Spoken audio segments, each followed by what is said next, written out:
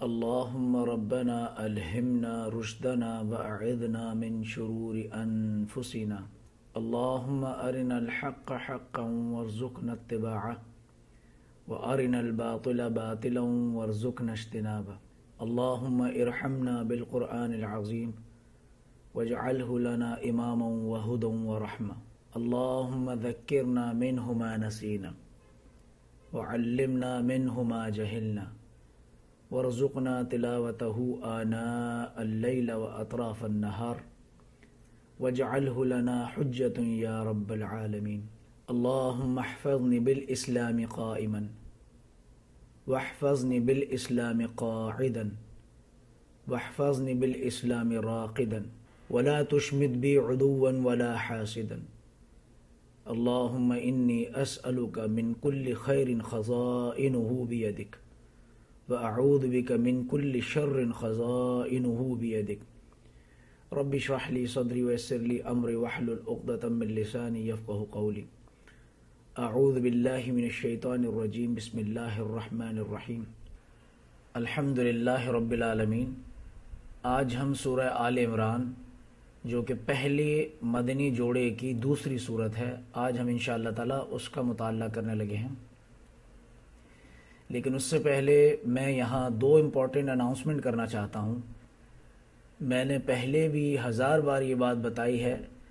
کہ النحیان کا مین مقصد جلدی جلدی تفسیر کرنا نہیں ہے، بلکہ خواتین کی تربیت کر کے ایسے معاشرے کی تشکیل دینا ہے جس کے ذریعے فرقہ واریت، بے حیائی اور بہت سی بیماریوں کا خاتمہ کیا جا سکے. میری دوسری بات جو کہ میری گزارش بھی ہے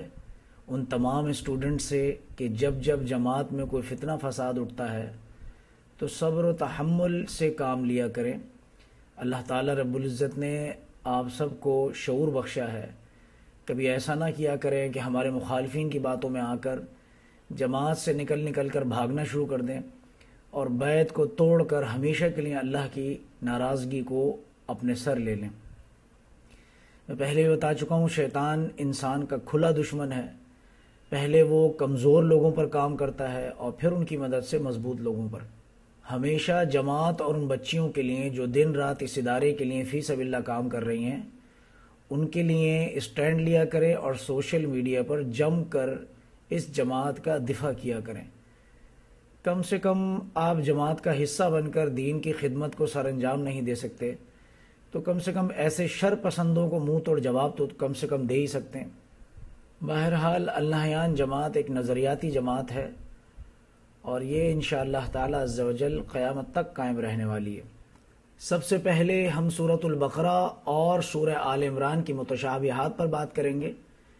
جس کے لیے آپ اپنے رجسٹر کے لیفٹ سائڈ پر سورۃ البقرہ کی ہیڈنگ ڈالیں اور رائٹ سائڈ پر سورہ آل عمران کی ہیڈنگ ڈالیں. اور سورۃ البقرہ کے نیچے آپ اس کی جو تقسیم ہے وہ رکوع کے حساب سے لکھیں گے اور سورہ آل عمران کی جو تقسیم ہے وہ اس کی آیات کے حساب سے لکھیں گے. پوائنٹ نمبر 1، سورۃ البقرہ کے ٹوٹل 40 رکوع ہیں اور 286 آیات ہیں. اسی طرح سے سورہ آل عمران کا پوائنٹ نمبر 1، سورہ آل عمران میں ٹوٹل 20 رکوع ہیں اور 200 آیات ہیں. سورۃ البقرہ میں پوائنٹ نمبر 2، اس کا آغاز حروف مقطعات یعنی الف لام میم سے ہوا ہے. سورہ آل عمران میں پوائنٹ نمبر 2، اس کا بھی آغاز حروف مقطعات یعنی الف لام میم سے ہوا ہے. پوائنٹ نمبر 3، سورۃ البقرہ میں قرآن کی عظمت کو بیان کیا گیا ہے. اس کے برعکس سورہ آل عمران میں قرآن کی عظمت، تورات کی عظمت اور انجیل کی عظمت کو بیان کیا گیا ہے. سورۃ البقرہ میں پوائنٹ نمبر 4، سورہ البقرہ امتین ہے لیکن زیادہ تر یہود سے مخاطبت ہے. اس کے برعکس سورہ آل عمران میں پوائنٹ نمبر 4، سورہ آل عمران کو امتین کہا گیا ہے لیکن زیادہ تر نصارہ سے مخاطبت کی گئی ہے. اسی طرح سے ہم نیچے دیکھیں گے سورہ البقرہ کے 2 پارٹس ہیں، سورہ آل عمران کے بھی 2 پارٹس ہیں. پارٹ 1 کی اگر بات کی جائے سورۃ البقرہ کی تو سورۃ البقرہ کے پارٹ 1 میں 18 رکوع ہیں جو کہ 152 آیات یعنی 152 آیات بنتی ہیں. اور اسی طرح سے اگر سورہ آل عمران میں دیکھا جائے تو اس میں بھی 2 پارٹس ہیں اور پارٹ 1 کی اگر ہم بات کریں تو 10 رکوع ہیں اور 101 آیات بنتی ہیں۔ اسی طرح سے سورۃ البقرہ کے پارٹ 2 کی اگر بات کی جائے تو 22 رکوع ہیں، 134 آیات بنتے ہیں۔ سورہ آل عمران کی بات کی جائے تو پارٹ 2 میں 10 رکوع ہیں اور 99 آیات بنتی ہیں۔ اسی طرح سے اگر ان کے مضامین کی بات کی جائے تو سورۃ البقرہ کا جو پارٹ 1 ہے، اس کے 3 پوائنٹس آپ کو بتانے لگا ہوں۔ پہلے 4 رکوع میں تمہیدی کلام ہے، سورۃ البقرہ کا جو پہلے 4 رکوع ہیں اس میں تمہیدی کلام ہے۔ اسی طرح سے اگر سورہ آل عمران کی بات کی جائے تو پارٹ 1 میں 32 آیات ہیں جو کہ تمہیدی کلام ہیں، جو کہ انشاءاللہ تعالی ہم آج اس کا مطالعہ کرنے والے ہیں۔ اسی طرح سے سورۃ البقرہ میں اگر پوائنٹ 2 کی بات کی جائے تو 5ویں رکوع سے لے کر 14ویں رکوع تک براہ راست قوم یہود سے مخاطبت ہے۔ اس کے برعکس اگر سورہ آل عمران کی بات کی جائے تو 31 آیات مسلسل نصارہ سے کلام کرتی ہیں۔ اسی طرح سے اگر سورۃ البقرہ کے پارٹ 1 پہ بات کی جائے، تیسرا پوائنٹ اس کا ہے 15ویں رکوع سے لے کر 18ویں رکوع تک مسلسل حضرت ابراہیم علیہ السلام سے مخاطبت ہے، نمرود کو اسلام کی دعوت ہے، خانہ کعبہ کے بارے میں ذکر ہے، وغیرہ وغیرہ۔ اسی طرح سے اگر سورہ آل عمران کی پوائنٹ نمبر 3 کی بات کی جائے تو 38 آیات ہیں جو کہ اہل کتاب کو ایمان کی دعوت اور زائد آپ صلی اللہ علیہ وسلم کا عیسائی قبیلے کو نجران میں مباہلے کا چیلنج۔ اسی طرح سے اگر پارٹ 2 کی بات کی جائے تو سورۃ البقرہ کا جو پارٹ 2 ہے اس میں پوائنٹ نمبر 1 یہ ہے کہ 19ویں رکوع سے لے کر 39ویں رکوع تک، 39ویں رکوع تک جو ہے وہ مختلف مضامین ہیں، جس کے عنوان کی لسٹ میں آپ کو پیش کرنا چاہتا ہوں، مختصر ہے یہ بھی، جیسے مثال کے طور پر قصاص کے معاملات، وصیت کے مختصر معاملات، ایام بیز، شہر رمضان کے معاملات، رشوت اور حرمت والے مہینوں کے معاملات، حج اور قتال کے معاملات، خمر اور میسر کے معاملات، نکاح اور طلاق کے معاملات، رضاعت اور قرض کے معاملات۔ اسی طرح سے اگر آپ سورہ آل عمران میں دیکھیں گے تو پوائنٹ نمبر 1 اس کا یہ ہے کہ 102 آیات سے لے کر 120 آیات تک مسلمانوں سے مخاطبت ہے، اور آخر میں بات کا جو مخاطبت ہے اس کا جو روح سخن ہے وہ اہل کتاب سے بھی ہے۔ اسی طرح سے آپ دیکھیں گے سورہ آل عمران کے ہی پارٹ 2 پہ اگر مزید بات کی جائے تو پوائنٹ نمبر 2 اس کا یہ ہے کہ 121 آیات سے لے کر 180 آیات تک، جو کہ 60 آیات بنتی ہیں، جس میں مسلسل غزوہ احد کے معاملات پر جو ہے وہ بات کی اللہ تعالیٰ نے، جو کہ 6 رکوع بنتے ہیں، جس میں جو مسائل سامنے آئے اس پر تبصرہ کیا اللہ تعالیٰ رب العزت نے، جو غلطیاں مسلمانوں سے ہوئیں اس پر گرفت فرمائی، اور جو آئندہ کے لیے جو ہدایات تھی اس پر تبصرہ کیا اللہ تعالیٰ نے۔ ساتھ ہی ساتھ اگر آپ آخری نقطہ دیکھیں گے، پوائنٹ نمبر 2 اگر پارٹ 2 کی بات کریں سورۃ البقرہ کی، 40ویں رکوع میں ایمان والوں کو دعاؤں کی تلقین اور چند عظیم دعائیں، جس میں ہم نے ایک دعا پڑھی تھی ربنا لا تؤاخذنا ان نسینا او اخطأنا۔ اسی طرح سے اگر آپ سورہ آل عمران کی بات کرتے ہیں، پوائنٹ نمبر 3 سورہ آل عمران کا لاسٹ کی آیت 181 یعنی 181 سے لے کر 200 تک کی آیات جو کہ کنکلیوڈنگ آیات ہیں، جس میں چند عظیم دعائیں بھی ہیں، یعنی وہ 3 دعائیں ہیں 192 سے لے کر 194 تک۔ یہ ہم نے دیکھا کہ سورہ آل عمران اور سورۃ البقرہ میں کیا متشابہات تھیں۔ اس کے بعد اب جو پہلا پارٹ ہم پڑھنے لگے ہیں، جس کے بارے میں نے آپ کو اوپر بتایا تھا کہ آیت نمبر 1 سے لے کر آیت نمبر 32 تک جو ہے وہ ہمارا آج کا تمہیدی کلام رہے گا۔ سب سے پہلے جو ہمارے پاس آیت آ رہی ہے وہ ہے الف لام میم، یہ حروف مقطعات ہے۔ اس کے ضمن میں ایک حدیث رکھنا چاہتا ہوں جو کہ سورۃ البقرہ میں جو ہے میں رکھنا بھول گیا تھا، جو کہ بہت اہم حدیث ہے، اور میں نے سوچا کہ نسبت زوجیت سے فائدہ اٹھاتے ہوئے مجھے اس حدیث کو یہاں پہ رکھ دینا چاہیے۔ یہ حدیث ہے سنن ترمذی کی حدیث نمبر 2910۔ رسول اللہ صلی اللہ علیہ وسلم نے فرمایا، جس نے کتاب اللہ کا ایک حرف پڑھا اسے اس کے بدلے 1 نیکی ملے گی، اور 1 نیکی 10 گناہ بڑھا دی جائے گی۔ نیز رسول اللہ صلی اللہ علیہ وسلم نے فرمایا کہ میں یہ نہیں کہتا کہ الف لام میم ایک حرف ہے، بلکہ الف ایک حرف ہے، لام ایک حرف ہے اور میم ایک حرف ہے۔ اس حدیث کے ضمن میں تھوڑی سی گفتگو میں کرنا چاہتا ہوں، وہ یہ ہے کہ اس حدیث کی بنیاد پر جو ہے وہ یہ مغالطہ اخذ کیا گیا ہے امت مسلمہ میں کہ اب قرآن کے ایک ایک حرف کو پڑھنے کا جو ہے وہ 10 نیکی ہے، تو لہٰذا اعلمون تعلمون کے معاملات قرآن کے ساتھ کیے جائیں۔ تو یاد رہے، قرآن کو پڑھنا نیکیاں ہیں، ثواب ہے، لیکن قرآن کو سمجھنا اور اس کے حساب سے عمل کرنا یہ ہمارا دینی فریضہ ہے۔ یعنی جو غیرت اور حمیت کے جو معاملات رہیں گے وہ قرآن کو صرف پڑھنے سے نہیں رہیں گے، بلکہ قرآن کو سمجھنا، اس کے حساب سے عمل کرنا، خود کو اسوہ بنانا اور لوگوں کو اس قرآن کی دعوت و تبلیغ کا کام کرنا۔ اب اس کے بعد جو آیت نمبر 2 ہے، اللہ لا الہ الا هو الحی القیوم، وہی اللہ ہے اور اس کے سوا کوئی معبود نہیں، وہ زندہ ہے اور سب کو سنبھالنے والا ہے۔ اس کے ضمن میں بھی آپ کے گوش گزار ایک حدیث مبارکہ کرنا چاہتا ہوں، جامع ترمذی کی حدیث نمبر 3478۔ نبی کریم صلی اللہ علیہ وسلم نے فرمایا، اللہ کا اسم اعظم ان 2 آیتوں میں ہے۔ ایک آیت وَإِلَٰهُكُمْ إِلَٰهٌ وَاحِدٌ لَا إِلَٰهَ إِلَّا هُوَ الرَّحْمَٰنُ الرَّحِيمُ، اور اسی طرح سے دوسری آیت سورہ آل عمران کی شروع کی آیت ہے، الف لام میم اللہ لا الہ الا هو الحی القیوم۔ اس کے بارے میں فرمایا گیا کہ جس انسان نے بھی اللہ کے اسم اعظم کا وسیلہ لگایا اور اس نے اللہ کے ان 2 ناموں سے اللہ سے کوئی بھی دعا طلب کی تو انشاءاللہ تعالیٰ اس کی دعا قبول کی جائے گی۔ آیت نمبر 3 میں فرمایا جا رہا ہے، نزل علیک الکتاب بالحق مصدقا لما بین یدیہ وانزل التوراۃ والانجیل، اسی نے آپ پر حق کے ساتھ کتاب نازل کی ہے جو اپنے سے پہلے کتابوں کی تصدیق کرنے والی ہے، اور اسی نے تورات اور انجیل کو نازل کیا، من قبل ہدی للناس وانزل الفرقان، اس سے پہلے لوگوں کی ہدایت کے لیے، اور اسی اللہ نے فرقان کو نازل کیا ہے۔ یہاں پہ ایک عقیدہ جو ہے وہ بہت امپورٹنٹ ہے، وہ یہ ہے کہ تورات اور انجیل بھی اللہ رب العزت کی کتاب ہے، لیکن ان کتابوں میں بہت زیادہ تحریف ہو چکی ہے۔ تو بارہا یہ فارمولہ جو ہے سورۃ البقرہ میں بھی اس فارمولے کو بیان کیا گیا تھا، کوئی بھی عقیدہ جب قرآن کے ساتھ ٹکرائے گا تو اس عقیدے کو نہیں مانا جائے گا، لیکن اگر کوئی بات قرآن کے متشابہ ہوگی تو اس بات کو تسلیم کر لیا جائے گا۔ یہاں پر ایک لفظ آیا ہے فرقان، اس لفظ فرقان کو بھی سمجھ لیجئے گا کہ فرقان جو ہے وہ ایسی شے کو کہتے ہیں، ایسی چیز کو کہتے ہیں جو فرق قائم کر دینے والی ہو۔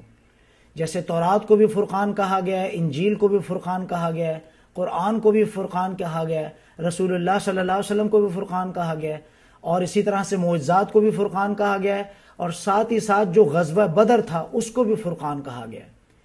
آگے بڑھتے ہیں، ان الذین کفروا بآیات اللہ لہم عذاب شدید واللہ عزیز ذو انتقام،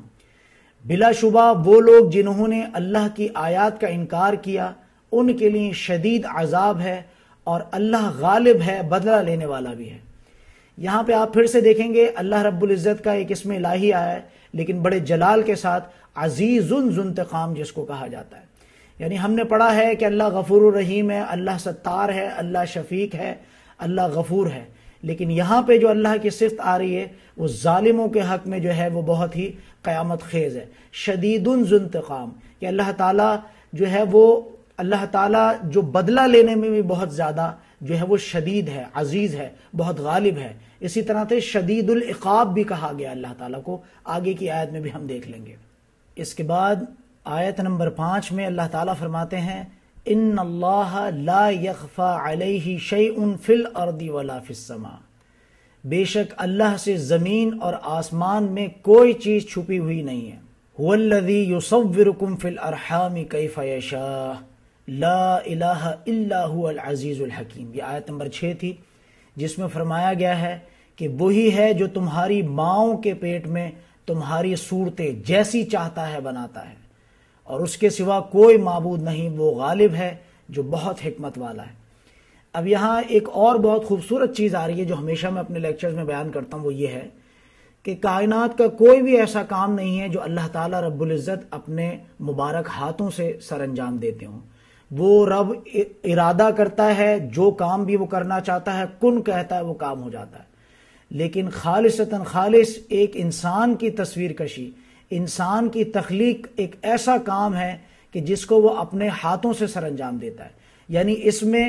انسان کی عظمت کو جو ہے وہ اجاگر کیا گیا اس آیت میں، کہ انسان کتنا امپورٹنٹ ہے، انسان کتنا ضروری ہے، اشرف المخلوقات ہے، اس کی تخلیق جو ہے وہ اللہ تعالیٰ رب العزت اپنے ہاتھوں سے فرماتا ہے۔ اسی طرح سے آپ دیکھیں گے آیت نمبر 7 کی اگر ہم بات کریں انشاءاللہ تعالیٰ، هُوَ الَّذِي أَنزَلَ عَلَيْكَ الْكِتَابَ مِنْهُ آيَاتٌ مُحْكَمَاتٌ هُنَّ أُمُّ الْكِتَابِ وَأُخْرَ مُتَشَابِهَاتٌ۔ اب یہاں پر جو یہود اور نصارہ کا ایک بہت بڑا مرض ہے جس کی طرف نشاندہی کی جا رہی ہے، وہ کیا ہے؟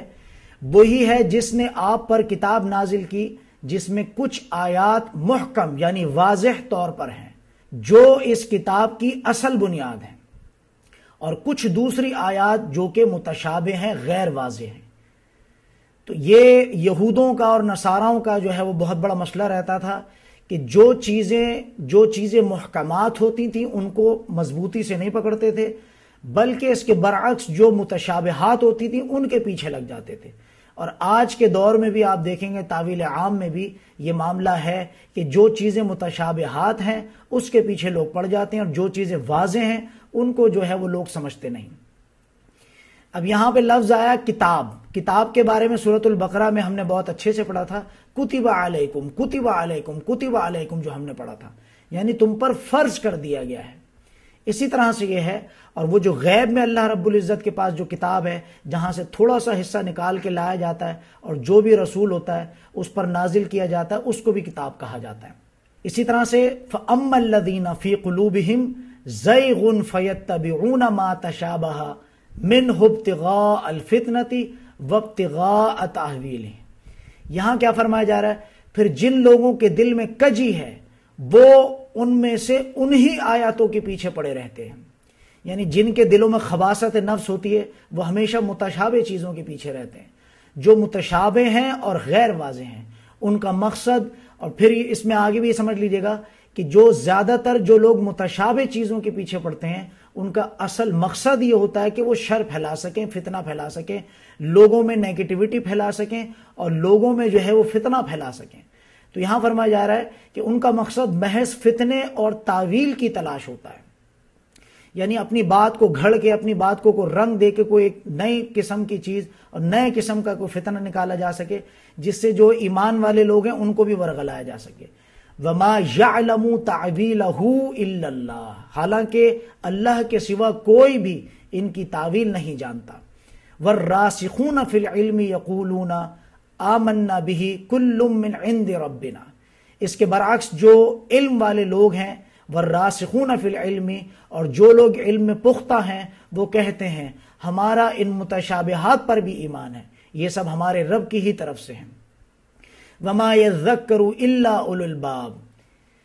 اور نصیحت تو عقل مند ہی حاصل کرتے ہیں، یعنی اس میں فرمایا جا رہا ہے کہ جو عقل مند جو لوگ ہوتے ہیں وہ اشارے کی زبان بھی سمجھ جاتے ہیں۔ اس سے پہلے جو ہے انشاءاللہ تعالیٰ ایک حدیث اس میں دیکھ لیتے ہیں، سنن ابو داؤد کی حدیث نمبر 4598 میں ام المومنین سیدہ عائشہ رضی اللہ عنہا نے بیان کیا کہ رسول اللہ صلی اللہ علیہ وسلم نے یہ آیت کریمہ تلاوت فرمائی، یعنی یہی والی آیت نمبر 7 جو میں نے پڑھی، اور پھر اس کے بعد حضرت عائشہ رضی اللہ عنہ بیان کرتی ہیں، پھر رسول اللہ صلی اللہ علیہ وسلم نے فرمایا جب تم ایسے لوگوں کو دیکھو کہ جو متشابہ آیتوں کے پیچھے پڑتے ہوں تو یہ وہی لوگ ہیں جن کے بارے میں اللہ نے فرمایا ہے فاحذروہم، ان سے ڈرتے رہو، ان سے بچتے رہو۔ تو اولو الالباب کا جو قول آگے کی آیت میں جو آ رہا ہے کہ وہ کیا کہتے ہیں، ربنا لا تزغ قلوبنا بعد اذ ہدیتنا وہب لنا من لدنک رحمتا انک انت الوہاب، وہ دعا کرتے ہیں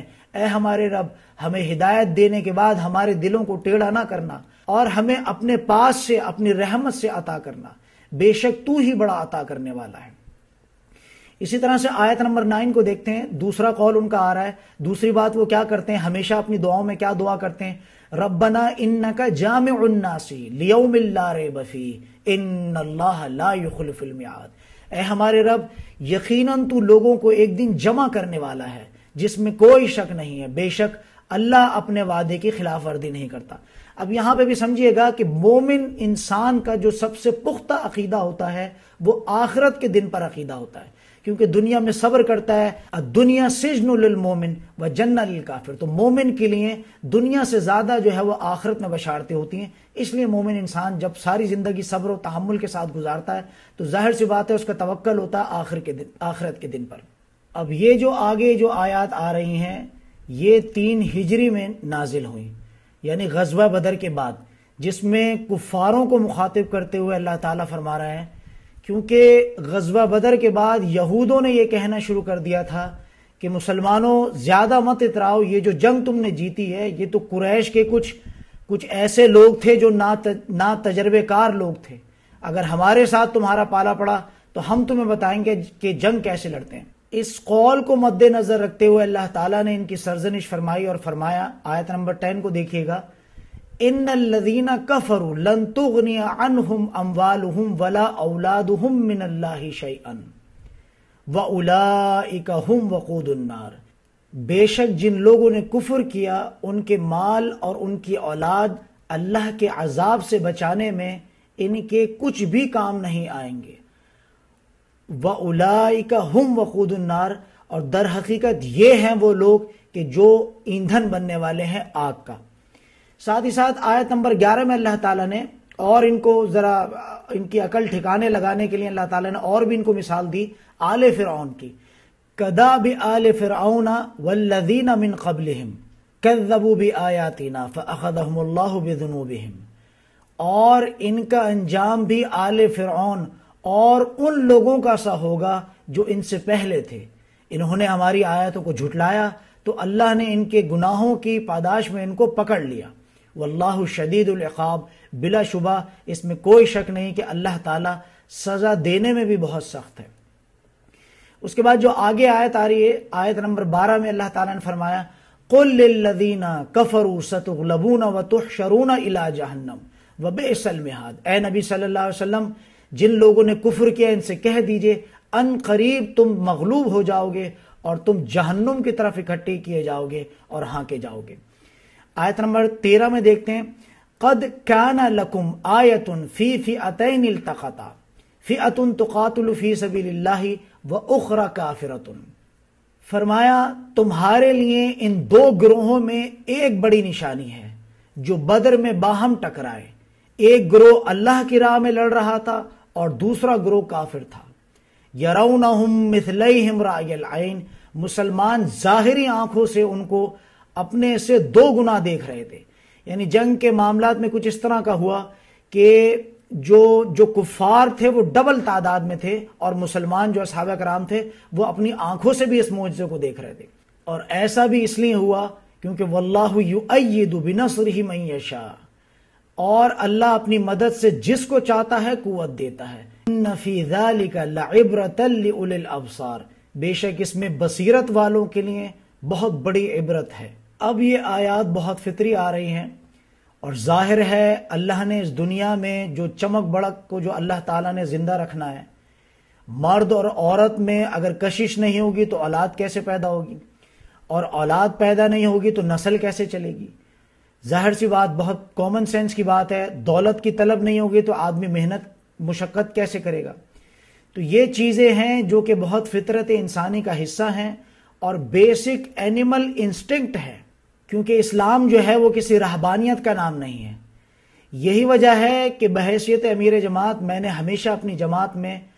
ٹائم مینجمنٹ اور ہیلتھ مینجمنٹ پر شدید زور دیا ہے تاکہ دونوں چیزوں کو خوبصورتی کے ساتھ لے کر چلا جا سکے، اور یہی وجہ ہے کہ ہم نے دوسری بھی بہت سی ایکٹیویٹیز دنیاوی کچھ اس طرح کی رکھی ہیں جس سے خواتین کو یا جس سے دیکھنے والوں کو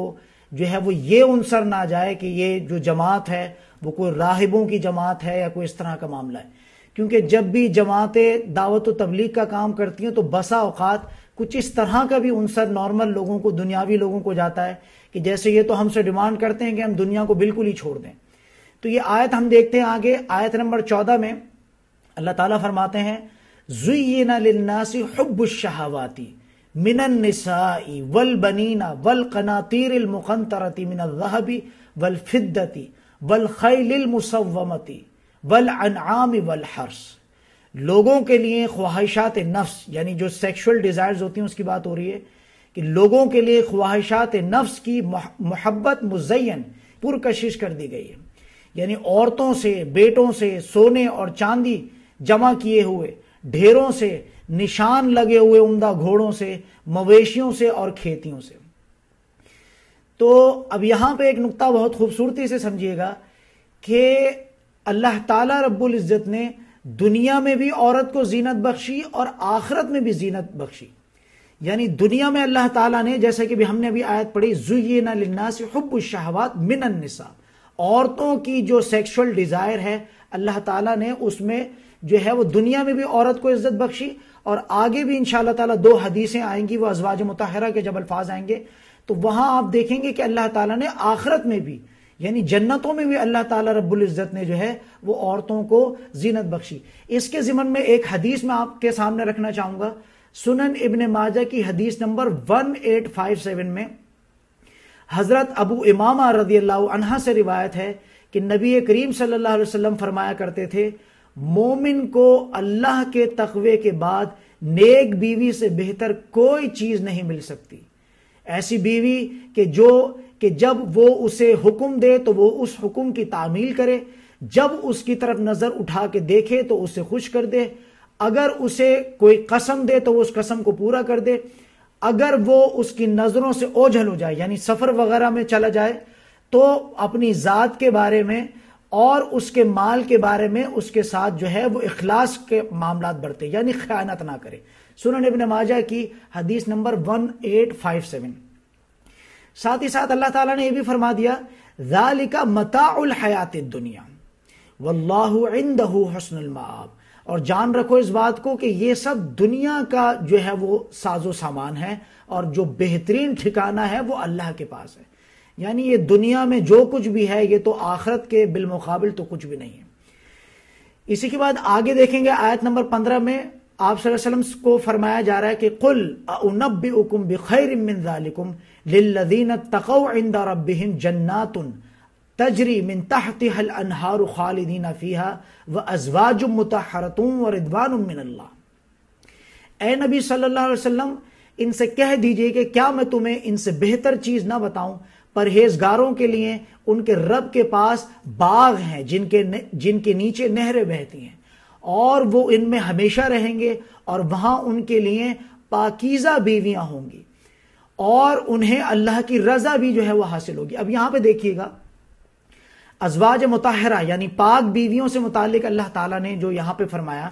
آخرت میں بھی یعنی دنیا میں بھی سب سے مزین چیز جو ہے وہ خواتین ہیں اور آخرت میں بھی. اب اس کے ضمن میں دیکھیے گا، لیکن ایک بات جو ہے ہمیشہ ملحوظ رہنی چاہیے بات،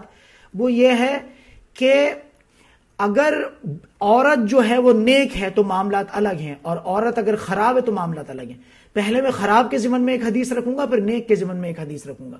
تو یہاں پہ دیکھیے گا کہ صحیح بخاری کی حدیث نمبر 5096 میں رسول کریم صلی اللہ علیہ وسلم نے فرمایا کہ میں نے اپنے بعد مردوں کے لیے عورتوں کے فتنے سے بڑھ کر نقصان دینے والا اور کوئی فتنہ نہیں چھوڑا. یعنی فرمایا جا رہا ہے، قرآن اور حدیث میں یہ بات بتائی جا رہی ہے کہ عورت اگر پاک باز ہے تو مرد کو بہت ترقی دلا سکتی، یہاں تک کہ مرد کو جنتوں میں بھی لے جانے کا جو ہے وہ سبب بن سکتی ہے. لیکن اس کے برعکس اگر عورت جو ہے وہ خراب ہے تو آپ دیکھیں گے کہ کتنی زیادہ جو ہے ملعون بھی ہو سکتی ہے اور فتنہ بھی بن سکتی ہے. اسی طرح سے آپ دیکھیں گے ایک اور حدیث آپ کے گوش گزار کرنا چاہوں گا، سنن ابن ماجہ کی حدیث نمبر 1855 میں رسول اللہ صلی اللہ علیہ وسلم نے فرمایا، دنیا یعنی یہ عارضی دنیا جو ہے فائدے کی چیز ہے، اور دنیا کے ساز و سامان میں نیک عورت سے بہتر کوئی چیز نہیں. یعنی آپ یہاں بھی دیکھیں گے کہ عورت کی عظمت کو ماشاءاللہ تبارک اللہ کس طرح سے اسلام نے جو ہے عورت کی عظمت کو اٹھایا. اور اسی طرح سے آپ دیکھیں گے جو آیت کا جو آخری کلمات ہیں، واللہ بصیر بالعباد، اور اللہ تعالیٰ رب العزت اپنے بندوں پر خوب نظر رکھنے والا ہے. اور ایسے لوگ جن کی آگے صفات بیان کی جا رہی ہے آیت نمبر 16 میں، الذین یقولون ربنا اننا آمنا فاغفر لنا ذنوبنا وقنا عذاب النار. یہ کون لوگ ہیں؟ بصیر بالعباد میں سے کون لوگ ہیں؟ یہ وہ لوگ ہیں جو کہتے ہیں کہ اے ہمارے رب بے شک ہم ایمان لائے، پس تو ہمارے گناہ بخش دے اور ہمیں آگ کے عذاب سے بچا لے۔ مزید ان کی صفات بیان کی جا رہی ہیں کہ الصابرین والصادقین والقانتین والمنفقین والمستغفرین بالاسحار۔ یہ کون لوگ ہیں؟ مزید ان کی صفات بیان کی جا رہی ہیں، یہ وہ لوگ ہیں جو صبر کرنے والے ہیں، والصادقین سچ بولنے والے ہیں، والقانتین جو حکم بجا لانے والے ہیں، اسی طرح سے والمنفقین جو خرچ کرنے والے ہیں، والمستغفرین بالاسحار اور جو سحر کا جو وقت ہوتا ہے، جو سحر کا جو وقت ہوتا ہے، صبح کا جو وقت ہوتا ہے، اس میں بہت زیادہ جو ہے وہ اللہ تعالیٰ سے بخشش طلب کرنے والے ہیں۔ اب اس کے ضمن میں پھر سے آپ کے سامنے ایک حدیث جو ہے، حدیث مبارکہ پیش کرنا چاہوں گا، وہ یہ ہے کہ رسول کریم صلی اللہ علیہ وسلم نے فرمایا ہمارا پروردگار بلند و برکت والا ہے، ہر رات کو اس وقت آسمان دنیا پر اترتا ہے جب رات کا آخری تہائی حصہ رہ جاتا ہے۔ وہ کہتا ہے کوئی مجھ سے دعا کرنے والا کہ میں اس کی دعا قبول فرماؤں؟ ہے کوئی مجھ سے مانگنے والا کہ میں اسے کچھ دوں؟ ہے کوئی مجھ سے بخشش طلب کرنے والا کہ میں اس کی بخشش عطا کروں؟ صحیح بخاری کی حدیث نمبر 1145۔ اور ایسے لوگوں کے حق میں اللہ تعالیٰ فرماتے ہیں شہید اللہ انہ لا الہ الا ہوا والملائکۃ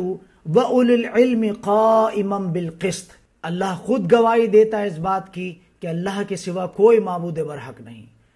اور فرشتے اور اہل علم نے بھی گواہی دی ہے کہ وہ انصاف کے ساتھ قائم ہے۔ لا الہ الا هو العزیز الحکیم، اس کے سوا، اللہ کے سوا کوئی معبود نہیں، وہ غالب ہے، خوب حکمت والا ہے۔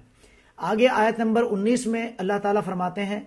ان الدین عند اللہ الاسلام۔ میں ایک بات جو ہے وہ پہلے بتا دینا چاہیے تھی مجھے، وہ یہ تھی کہ سورۃ البقرہ میں جو ساری بحث ہے وہ ایمان کے اوپر ہے، اور سورہ آل عمران میں جو بھی بحث ہوگی وہ ساری بحث جتنی بھی ہو رہی ہے وہ اسلام کے اوپر ہے۔ تو یہاں فرمایا جا رہا ہے بے شک اللہ کے نزدیک دین جو ہے وہ صرف اسلام ہی ہے۔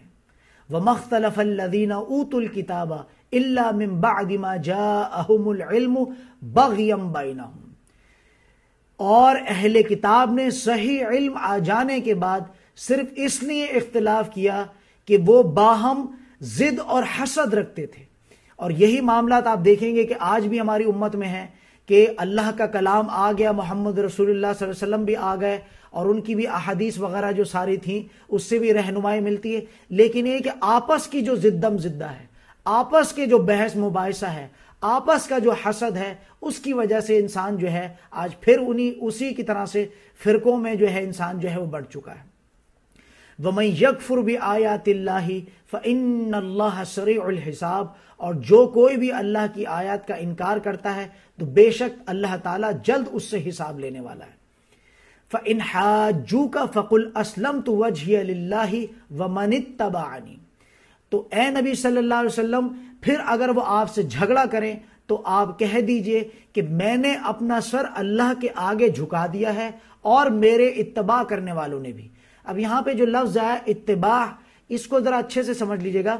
ایک لفظ جو ہم ہمیشہ پڑھتے آئے ہیں، سورۃ البقرہ میں ہم نے پڑھا، اطاعت کے ضمن میں ہم نے پڑھا۔ تو اطاعت کہتے ہیں کہ جو حکم آپ کو دیا جائے، جو اللہ کی طرف سے یا جو محمد رسول اللہ کی طرف سے یا جو بھی اس دور کا یا اس جماعت کو جو حاکم ہو، امیر ہو، اس کی طرف سے، اس کو کہتے ہیں اطاعت۔ لیکن یہاں لفظ آ رہا ہے اتباع، جو لفظ آ رہا ہے یہاں پہ، تو اتباع سے مراد یہ ہے کہ فالو کیا جائے، خود تلاش کیا جائے۔ اب یہاں اچھی طرح سے سمجھیے گا، جو بھی احکام آپ کو امیر جماعت دیتا ہے وہ سارے احکام قرآن اور حدیث سے ہوتے ہیں، لیکن جہاں تک اتباع کی بات آتی ہے تو وہ صرف اللہ اور اس کے رسول کی ہونا چاہیے، بالخصوص رسول اللہ صلی اللہ علیہ وسلم کی۔ وَقُلْ لِلَّذِينَ أُوتُوا الْكِتَابَ وَالْأُمِّيِّينَ أَأَسْلَمْتُمْ فَإِنْ أَسْلَمُوا فَقَدِ اهْتَدَوْا وَإِنْ تَوَلَّوْا فَإِنَّمَا عَلَيْكَ الْبَلَاغُ وَاللَّهُ بَصِيرٌ بِالْعِبَادِ۔ پھر وہی الفاظ آ گئے جو پچھلی بھی آیتوں میں آ چکے ہیں۔ تو یہاں کیا فرمایا جا رہا ہے؟ اور ان اہل کتاب اور ان پڑھ لوگوں سے، یعنی مشرکین مکہ سے پوچھیں کیا تم اسلام لاتے ہو، اسلام میں داخل ہوتے ہو؟ اب یہاں پہ بڑے پیارے الفاظ ہیں، فَإِنْ أَسْلَمُوا فَقَدِ اهْتَدَوْا۔ اگر تم اسلام میں داخل ہوتے ہو تو تم ہدایت پا سکتے ہو. یعنی آپ نے یہاں پہ دیکھا کہ اسلام میں داخل ہونا ایک چیز ہے اور ہدایت پانا جو ہے وہ آگے کی چیز ہے. یعنی اس سے مراد جو آج بھی ہمارے عقیدے ہیں کہ ہم جو مثال کے طور پر مسلمان ماں کے پیٹ سے پیدا ہو جاتے تو ہمیں لگتا ہے کہ ہم ہدایت یافتہ بھی ہیں. ہدایت جو ہے جب انسان اسلام میں داخل ہوتا ہے اور اس کے اوپر جب محنت کرتا ہے تو ایمان یا ہدایت جو ایک ہی چیز کے دو نام ہیں, جو قرآن ہے یہ ہدایت ہے, جو بھی چیزیں ہیں, تو پھر وہ انسان جب محنت کرتا ہے, اسٹرگل کرتا ہے اسلام میں آنے کے بعد, تو اللہ تعالیٰ اس کو ہدایت کے چشمے سے جو ہے وہ سرفراز کرتا ہے. وَإِن تَوَلَّوْا فَإِنَّمَا عَلَيْكَ الْبَلَاغُ. لیکن بات یہاں پہ بھی ختم نہیں ہوئی, فرمایا گیا اور اگر یہ منہ موڑیں تو آپ کے ذمے صرف جو ہے وہ پیغام پہنچانا ہے. وَاللَّهُ بَصِيرٌ بِالْعِبَادِ. اور اللہ اپنے بندوں کو خوب دیکھ رہا ہے. آیت نمبر 21 میں اللہ تعالیٰ فرماتے ہیں ان الذین یکفرون بآیات اللہ ویقتلون النبیین بغیر حق. بے شک جو لوگ اللہ کی آیات کا انکار کرتے ہیں اور نبیوں کو ناحق قتل کرتے ہیں. یہ آپ کو سمجھ میں آ گئی ہوگی کہ یہودوں کے بارے میں بات ہو رہی ہے. بہرحال یہ جرم جو ہے وہ نصارہ نے بھی کیا. حضرت عیسیٰ علیہ السلام کو سولی پر چڑھانے کی جو ہے پوری کوشش کی, لیکن جیسے کہ بارہا بتا دیا گیا, جو ہمارا عقیدہ بھی ہے کہ وما قتلوہ وما صلبوہ, یعنی حضرت عیسیٰ کے بارے میں یہ فرمایا گیا ہے کہ وہ اللہ کے نبی بھی تھے اور اللہ کے رسول بھی تھے. اگر صرف نبی ہوتے تو شاید انہوں نے قتل بھی کر دیا ہوتا, لیکن وہ اللہ کے رسول بھی تھے, تو اللہ کے جو رسول ہیں وہ قتل نہیں کیے جا سکتے. وَيَقْتُلُونَ الَّذِينَ يَأْمُرُونَ بِالْقِسْطِ مِنَ النَّاسِ. اور ساتھ ہی ساتھ یہ بات بھی بتائی گئی ہے اور ان لوگوں کو بھی قتل کرتے رہے کہ جو انصاف کا حکم دیتے تھے. یعنی یہاں یہ بات بھی واضح ہو گئی کہ صرف انبیاء کا ہی قتل نہیں کیا, بلکہ ہر اس انسان کا بھی قتل کیا کہ جو کیا کرتا تھا, کہ جو انصاف کا حکم دیتا تھا. ایسے لوگوں کے بارے میں اللہ تعالیٰ کیا فرما رہے ہیں, بڑا طنزیہ کلام ہے. فَبَشِّرْهُمْ بِعَذَابٍ عَلِيمٍ. تو اے نبی صلی اللہ علیہ وسلم آپ انہیں دردناک عذاب کی بشارت سنا دیجئے, خوشخبری سنا دیجئے. آگے فرمایا جا رہا ہے آیت نمبر 22 میں اولئک الذین حبطت اعمالهم فی الدنیا والآخرہ. اور ظاہر سی بات ہے کہ جو لوگ اللہ کے انبیاء کا یا اللہ کے اولیاء کا یا ایسے لوگوں کا جو انصاف کا حکم دیتے تھے, اگر ایسے اللہ کے ولیوں کا اگر کوئی انسان قتل کرے, بہت کامن سینس کی بات ہے کہ اس کے دنیا اور آخرت کے تمام جتنے بھی اعمال ہیں وہ اللہ تعالیٰ نے برباد کر دیے, غارت کر دیے. وما لهم من ناصرین. اور ایسے لوگوں کا جو ہے وہ آخرت میں بھی کوئی مددگار نہیں ہوگا. اس کے بعد جو آگے جو آیت آ رہی ہے, آیت نمبر 23, اس میں فرمایا جا رہا ہے الم تر الی الذین اوتوا نصیبا من الکتاب یدعون الی کتاب اللہ لیحکم بینہم ثم یتولی فریق منہم وہم معرضون. اے نبی صلی اللہ علیہ وسلم کیا آپ نے ان لوگوں کو نہیں دیکھا, تعویل خاص میں بھی اور تعویل عام میں بھی جو ہے اپنے گریبانوں میں جھانکا جا سکتا ہے, کیا آپ نے ایسے لوگوں کو نہیں دیکھا جن کو کتاب کے علم میں سے کچھ حصہ ان کو دیا گیا. یعنی جو اصل کتاب ہے وہ تو اللہ کے پاس ہے, یعنی جب بھی کوئی رسول آتا ہے تو تھوڑا سا حصہ اس کتاب کا اس رسول پہ لا کے نازل کیا جاتا ہے, جو کہ میں نے آپ کو سورۃ البقرہ میں بتایا تھا. انہیں اللہ کی کتاب کی طرف بلایا جاتا ہے, یدعون الی کتاب اللہ, تاکہ وہ ان کے درمیان فیصلہ کرے. ثم یتولی فریق منہم وہم معرضون. پھر ان میں سے ایک گروہ جو ہے وہ کیا کرتا ہے, گناہ کبیرہ کے جو منہ موڑ لیتا ہے.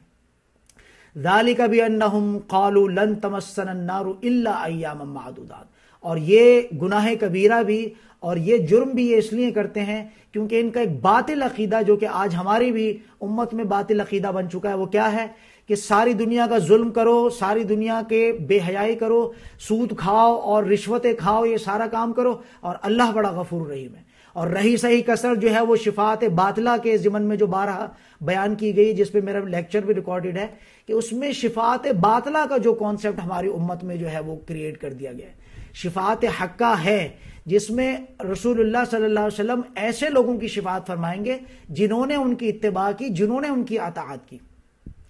تو بہرحال اس طرح کا عقیدہ جو ہے وہ مسلمانوں میں بھی, آج کی حالیہ امت مسلمہ بھی عقیدہ ہے کہ ان کے بھی کچھ اس طرح کے عقیدے بن گئے ہیں. ذالک بانہم قالوا لن تمسنا النار الا ایاما معدودہ. جس طرح سے یہود یہ بات کیا کرتے تھے, کیا بات کیا کرتے تھے کہ ہمیں تو آگ چھو ہی نہیں سکتی گنتی کے کچھ چند دن کے لیے. وغرہم فی دینہم ما کانوا یفترون. اور ان کو ان کے دین کی بابت ان باتوں نے دھوکے میں ڈال رکھا ہے جو وہ خود سے گھڑتے ہیں، یعنی خود ہی سے کچھ اس طرح کے عقیدے ان کے گھڑے ہوئے ہیں کہ ہمیں تو گنتی کے کچھ دن بھی جو ہے وہ بس اللہ جو ہے جہنم میں ڈالے گا، اس کے بعد ہمیں نکال لے گا۔ ہم نے سورۃ البقرہ میں بھی اس مضمون کو پڑھا تھا کہ اس طرح کی کوئی بلا من کسب سیئۃ، جو ہم پیچھے آیت پڑھ کے آ چکے ہیں۔ آگے فرمایا جا رہا ہے آیت نمبر 25 میں فَكَيْفَ إِذَا جَمَعْنَاهُمْ لِيَوْمٍ لَا رَيْبَ فِيهِ، پھر کیا حال ہوگا جب ہم انہیں اس دن جمع کریں گے جس دن میں کوئی شک نہیں، وَوُفِّيَتْ كُلُّ نَفْسٍ مَا كَسَبَتْ وَهُمْ لَا يُظْلَمُونَ، اور اس روز ہر شخص کو اس کی کمائی کا پورا پورا بدلہ دے دیا جائے گا اور ان پر کوئی ظلم نہیں کیا جائے گا۔ اس کے بعد جو آگے آیت آ رہی ہیں بہت پیاری آیت ہیں، آیت نمبر 26 میں قُلِ اللَّهُمَّ مَالِكَ الْمُلْكِ تُؤْتِي الْمُلْكَ مَن تَشَاءُ، اے نبی صلی اللہ علیہ وسلم ان سے کہہ دیجئے کہ اللہ بادشاہی کا مالک ہے، تو جسے چاہتا ہے بادشاہی دیتا ہے، وَتَنزِعُ الْمُلْكَ مِمَّن تَشَاءُ، اور جس سے چاہتا ہے بادشاہی چھین لیتا ہے، وَتُعِزُّ مَن تَشَاءُ وَتُذِلُّ مَن تَشَاءُ، اور اللہ جسے چاہتا ہے عزت دیتا ہے اور جسے چاہتا ہے اللہ تعالیٰ ذلت دیتا ہے، بِیَدِکَ الْخَیْرُ، اور سب بھلائی جو ہے وہ اللہ رب العزت کے ہی ہاتھ میں ہے، اِنَّکَ عَلَى كُلِّ شَيْءٍ قَدِيرٌ، بلا شبہ اللہ تعالیٰ رب العزت ہر شے پر خوب قادر ہے، تُولِجُ اللَّيْلَ فِي النَّهَارِ وَتُولِجُ النَّهَارَ فِي اللَّيْلِ، تو رات کو دن میں پرو کے نکال لیتا ہے اور دن کو رات میں پرو کے نکال لیتا ہے، وَتُخْرِجُ الْحَيَّ مِنَ الْمَيِّتِ وَتُخْرِجُ الْمَيِّتَ مِنَ الْحَيِّ، اور تو مردے سے زندہ کو نکالتا ہے اور زندے سے مردہ کو نکالتا ہے، یعنی مثال کے طور پر مردہ کیا ہے، جیسے بیج ہے، انڈا ہے، یہ مردہ ہے اور اس میں سے بچہ نکل آتا ہے، اسی طرح سے جاندار ہے، کوئی بھی حیوان ہے، جب وہ حیوان انڈا دیتا ہے تو اس میں سے بچہ نکل آتا ہے، وَتَرْزُقُ مَن تَشَاءُ بِغَيْرِ حِسَاب، اور تو جسے چاہتا ہے بے حساب رزق عطا کرتا ہے۔ اس کے بعد جو آیت آ رہی ہے آیت نمبر 28، اور یہاں پہ یہ سمجھ لیجئے گا کہ یہ ایک بہت بڑا مرض ہے،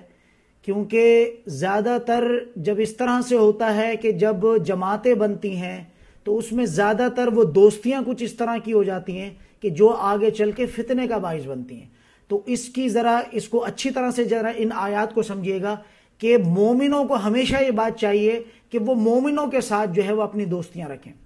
فرمایا جا رہا ہے لا يتخذ المؤمنین الکافرین اولیاء من دون المؤمنین، اہل ایمان مومنوں کو چھوڑ کر کافروں کو ہرگز دوست نہ بنائے، ومن يفعل ذلك فليس من اللہ فی شیء، اور جو کوئی ایسا کرے گا تو اس کا اللہ کے ساتھ کوئی تعلق نہیں۔ تعویل خاص میں بھی یہ مرض جو ہے منافقین میں پایا جاتا تھا